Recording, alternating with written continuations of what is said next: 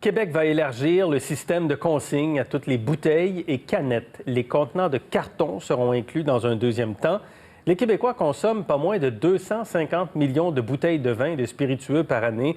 C'est 3 milliards 750 millions de contenants de verre, de plastique, de métal qui feront l'objet d'une consigne à 10 cents. Ce sera 25 cents pour les bouteilles de vin. Avec 10 des contenants non retournés à terme, ça veut donc dire 44 millions de dollars qui seront investis pour les centres de tri, la collecte et les coûts du système.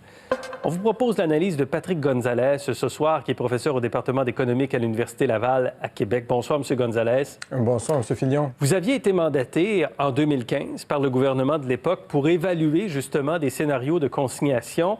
Est-ce que Québec, aujourd'hui, nous présente un bon programme de consigne? C'est beaucoup trop tôt pour le dire parce que ça met en cause comment va fonctionner la collecte sélective par la suite, qui va financer quoi. Et ça, on n'en sait rien pour l'instant. Pas plus qu'on sait aussi sous quelle forme vont prendre ces centres de récupération. Est-ce que ça va être des gobeuses modernes installées dans des endroits facilement accessibles pour les consommateurs ou d'obscurs centres de dépôt au fond des parcs industriels? Pour l'instant, on n'en sait rien. On parle de projets pilotes. Donc, il va falloir attendre de voir la suite. Le ministre nous a annoncé qu'il allait avoir plus de développement du côté de la collecte sélective. Et c'est à ce moment-là on pourra voir sur l'ensemble du système si c'est un bon plan ou non. Et donc, on ne sait pas trop ce qui va arriver avec les centres de tri non plus. Non, mais ma lecture de ce qui a été annoncé aujourd'hui, c'est qu'on s'est donné les moyens pour intervenir auprès des centres de tri, les moyens financiers en tout cas, à tout le moins. Alors, parlons des consignes, justement. 25 cents pour une bouteille de vin. Est-ce que c'est le bon prix, ça, pour changer les comportements? 25 cents, c'est certainement assez pour changer les comportements. Mais changer les comportements, dans ce cas-ci, ce que ça va vouloir dire, c'est sortir la bouteille de vin du bac bleu. Il y avait déjà un bon taux de récupération avec la bouteille de vin dans le bac bleu, mais ça nuisait. Il y avait beaucoup de plaintes du côté des centres de tri là, ou du côté des acheteurs de ballots que ça créait de la contamination. Je crois que c'était un des objectifs de cet effort du gouvernement, c'est de régler ce problème-là. Donc, de sortir la bouteille de vin du bac bleu ou du sac de recyclage. Exactement, oui. Et à 25 cents, vous pensez qu'avec la consigne, là, ça va être un bon encouragement pour le faire? Bien, c'est certainement, on envoie le message pour le faire, clairement. Oui. Les gens, volontairement, mettaient leur bouteille, comme on leur demandait de faire d'ailleurs. Hein? C'était ça qui était prévu dans le système.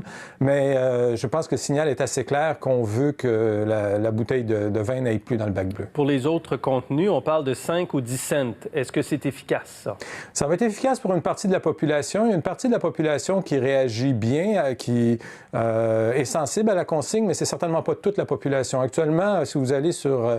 vous prenez des chiffres même de Recyc Québec, avec les consignes qui existent depuis longtemps, à ces montants-là, on a des taux de récupération qui ne dépassent pas 70 %.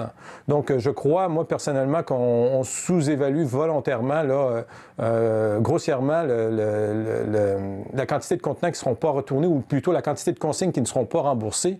Et je pense qu'en imposant une consigne à l'ensemble des contenants, on va surtout créer un beau pactole avec lequel le gouvernement va pouvoir éventuellement aider les centres de tri ou revitaliser par ailleurs la collecte sélective. Remarquez qu'il faut tenir en compte que si on sort de la matière du bac bleu, les entreprises qui paient actuellement pour qu'on traite cette matière-là ne seront plus disposées à payer les mêmes montants. Donc, il va quand même il va y avoir une perte, je crois, financière du côté des bacs bleus qui va être en partie compensée par les montants que les consommateurs qui ne rapportent pas leur contenant vont laisser.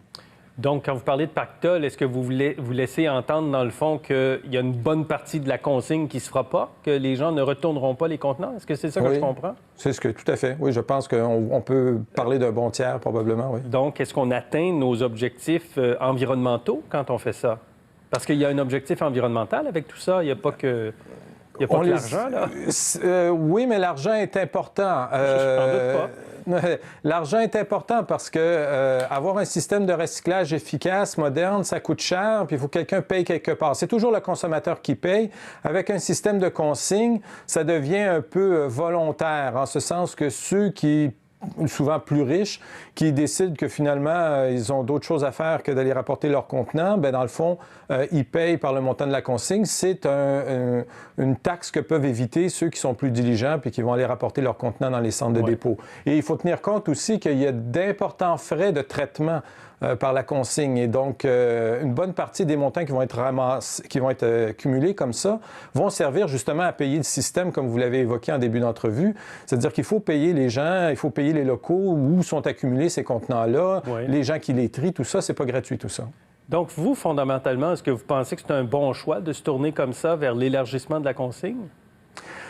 Personnellement, je ne suis pas un grand fan de la consigne lorsqu'on l'emploie pour des produits jetables qui n'ont pas beaucoup de valeur. Je crois que c'est un outil très puissant pour motiver les gens, mais si vous me demandez à moi, j'aime bien utiliser les ressources humaines, les motiver pour des choses qui ont beaucoup de valeur. Maintenant, je ne veux pas faire de préjugés là-dessus. Il y a des gens qui vont trouver que c'est bien utile d'aller rapporter leurs contenants. Mais je suis pas très à l'aise quand ça a été évoqué parfois. Je me souviens d'avoir lu, par exemple, une chronique de Mario Dumont que je trouvais juste à propos, qui disait que les Québécois ont bien d'autres choses à faire que de rapporter tout le temps leurs contenants. Ouais. C'était l'avantage de la collecte sélective, c'est qu'on simplifiait la vie des gens. C'est clair qu'avec la consigne, on mobilise davantage les gens pour finalement faire fonctionner une industrie qui est très bien, qui est nécessaire, qui, elle, est utile à l'environnement, mais bon, il y a 24 heures dans une journée. Et les commerçants aussi, les restaurateurs, s'opposent à la consigne élargie. Et en général, pour différentes raisons. Ils peuvent s'y opposer pour des raisons pécuniaires, parce que quand ils sentent que leur rôle et leur contribution va être accrue, ça, c'est une chose. Il va falloir que tout le monde fasse sa part quelque part, puis il va y avoir des négociations qui vont se faire à cet effet-là. Mais ils s'y opposent aussi souvent lorsqu'on parle d'en faire des centres de dépôt accessoires. Là. Et là, je pense qu'ils ont un excellent argumentaire. Oui. Là. Je pense, par exemple, au supermarché. C'est vraiment le dernier endroit où on veut rapporter des contenants sales. Là. Absolument. Alors, à ce moment-là, il faut distinguer là, à quel point se situe leur opposition à ce moment-là. Patrick Gonzalez, merci pour cette analyse ce soir. Ça m'a fait plaisir.